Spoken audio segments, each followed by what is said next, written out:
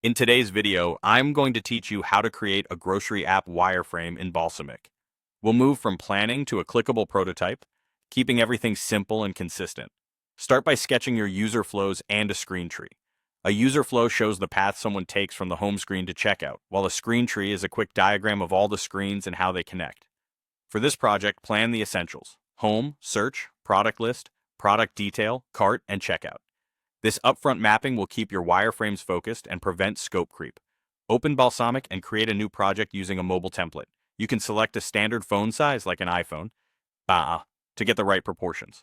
Remember, Balsamiq is great for low-fidelity wireframes, so lean into the rough look to focus on layout and flow, not pixel perfection. Build the home screen first. Drag in a search bar at the top for quick access. Below that, add category tiles or a simple list so people can browse by aisle, and include a deals area to highlight promotions. Keep spacing generous and labels clear so the structure reads at a glance. Reuse the same spacing and fonts across screens for consistency. Next, create the product list.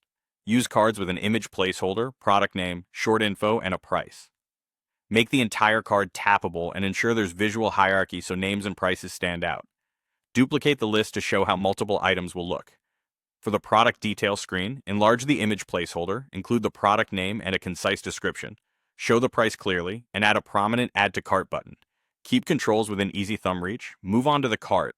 List items with thumbnails, names, prices, and a simple quantity control. Include a subtotal and a checkout button that's easy to find.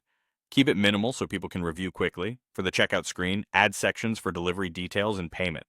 Keep fields short and logical, and group related items to reduce friction. A clear place order button should be visible without clutter. Create symbols for reusable components like the top navigation bar and any bottom navigation you plan to use. Symbols save time and ensure consistency, and editing a symbol updates it everywhere. Finally, add interactions. Link tappable areas like cards and buttons to their target screens so you can click through the flow. Use the preview to test home to search to list to detail to cart to checkout, refining labels and spacing as needed. Save variants along the way so you can track improvements.